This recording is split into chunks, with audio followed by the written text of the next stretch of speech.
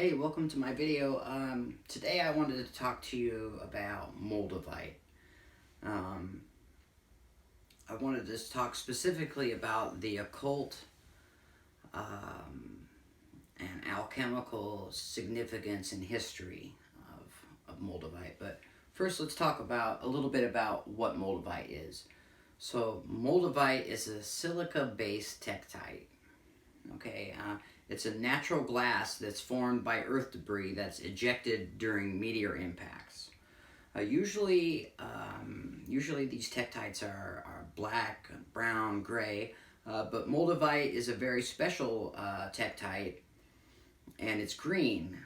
It's one of the only known green tektites, and it's only found in one place. It was introduced in modern times, 1786, as a chrysolite. In a lecture by Joseph Mayer at Prague University. The term Moldavite was first used in 1836, and that derived from the Moldau River in Bohemia, which is now the Czech Republic. About 14.7 million years ago, there was a giant meteorite, and it hit with such an explosion, it was such a force, it was 6 million megatons. And that's stronger than all the atomic bombs that we have on the Earth put together. So this giant meteorite hits the Earth, and this splatters of material fly into the air and as a gas, and they cool in the air, and they came down as this green glass, as this Moldavite.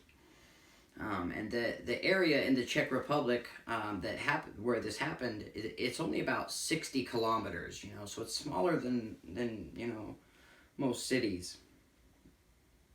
It's estimated there's a total of 275 tons of Moldavite on the Earth, which is, once it's gone, it's gone. And and that's not very much. 275 tons is not very much compared to, gold, or compared to diamonds. That's not very much. So a lot of people look at Moldavite as if it were an investment. These sell for about $14 to $20 a gram at local rock shops. I picked this up in downtown Portland at the Fossil Cartel. They have an excellent variety of pieces of Moldavite that you can take out and look and find the piece that maybe suits you. And I would recommend buying from a local rock shop. I wouldn't recommend buying online. I understand there's a lot of green glass coming from China that they're trying to sell as Moldavite. So Moldavite is vaporized rock. It went up as a gas, right? It cooled and came back down as a glass. And so a lot of the pieces have a aerodynamic look to them because they fell from the sky. And ancient history kind of gets into some different stories. We'll get into those. So from a New Age perspective, Moldavite is considered the strongest of all the gems, right, for its metaphysical properties. There's a thing called Moldavite Flush, and it's not one or two people talking about it. It's hundreds of people, thousands maybe, talking about Moldavite Flush. And that's when you hold a piece of Moldavite, you can get kind of a flush. You get kind of, you feel a warmth come over you. And a lot of people have recorded experiencing this. So it's a really, really interesting, gem. Moldavite is supposed to have psychic and healing abilities. It's supposed to accelerate your personal evolution, the evolution of your spirit. It's supposed to induce astral projection. It's supposed to lead to higher levels of compassion, which I personally think is the most important thing that there is compassion. And also it stimulates your chakras. It focuses on the heart chakra, the crown chakra, but all of the chakras. And also when we talk about Moldavite, we talk about a union of heaven and earth, and this is literally a union of heaven and earth. When you have this meteorite come down and it mixes the silicon meteorite with the earth, that is a union of the heavens and the earth. So it's very important. So let's talk a little bit about the occult history, the alchemical history of Moldavite. About 25,000 years ago, there was ancient Neolithic people of Eastern Europe. They wore and crafted Moldavite as spiritual talismans and amulets for good fortune and fertility. In 1908, they found a statue at the Venus of Wallendorf in Australia. And they found this little statue, and it's supposed to be the oldest image of a deity on Earth, 25,000 years old. And they believed it to be a fertility deity, right? And when I say Venus of Willendorf, I'm not talking about Venus, the Roman goddess. I'm talking about the great mother goddess Venus. And within that same evacuation, they found talismans made out of Moldavite. They found amulets made out of Moldavite, ritual knives made out of Moldavite. And so we can gather from that most likely Moldavite is sacred to the fertility goddess. I really enjoy this YouTube personality, if you will, Taliesin McKnight, where he teaches different occult teachings. And he talks about how modern magic, just anything can be anything. And he talks about ancient magic, where these people saw themselves as preservers of very specific attributions. Certain metals and certain stones were attributed to different planets, different gods, right? And when we say talisman, we mean that you call down the power of very different gods, different planets, right, into very specific woods, specific metals, specific essential oils. Like, for example, this is a bromelain oil, and the recipe for this is in the Old Testament. And so this is a very, very old recipe, right, with very specific attributions.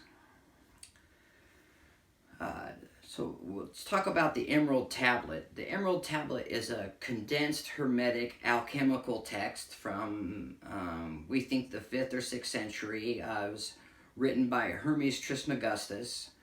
And he's famous for the quote, as above, so below. And, in the tarot cards, you see just exactly that. When you look at the Magician card, you see that. As above, so below. And I'm just going to go off on a quick tangent about the tarot. The tarot is 78 cards, and it's considered a book of the occult. It's considered like flashcards of the occult, where occult knowledge, hidden knowledge, esoteric knowledge was put into these cards as flashcards, right, to help us remember, to be played as a game, but to encompass, to have this knowledge within these cards. So the creator of the most famous deck of tarot cards is Arthur Edward Waite. It's called the Rider-Waite deck. Rider was the publisher. Arthur Edward Waite was the person that came up with the concepts for the cards. The author's name, the artist's name was Pamela Smith. So a lot of people call it the Rider-Waite-Smith deck or the Waite-Smith deck. But the thing about this deck, the most common deck, is that it has blinds, right? That there are specific things. Arthur Edward Waite was a member of the Hermetic Order of the Golden Dawn, and being a member of the Hermetic Order of the Golden Dawn, there were specific things that he wasn't supposed to say, certain secrets that he wasn't supposed to divulge, and he didn't. However, there were other people that thought that the information was important enough to share, right? They maybe weren't members of the Golden Dawn. In this case, Paul Foster Case, he was, when the Golden Dawn split up, there were splinter groups. There was one called Alpha et Omega. It was created by Samuel Little McGregor Mathers, and so Paul Foster Case was part of that, and he created his own group, which was called the Builders of the Adytum. And this is their tarot deck, the Builders of the Adytum. And you see the magician here, and he's saying, as above, so below, right? And I would highly recommend their deck. Paul Foster Case is a fantastic author. This is kind of his life work here, The True and Invisible Rosicrucian Order, where he goes into the different tarot cards, he goes into the Kabbalah, and he's written several books on the tarot. There's the classic guide by Paul Foster Case, The Tarot, A Key to the Wisdom of the Ages. And this is the Book of Tokens from the Builders of the Adytum. And this is 22 meditations on the trumps of the tarot. So I highly recommend the tarot deck by the Builders of the Adytum, Paul Foster Case, where the blinds have been removed. So thanks for letting me go on that tangent for a minute. So the Emerald Tablet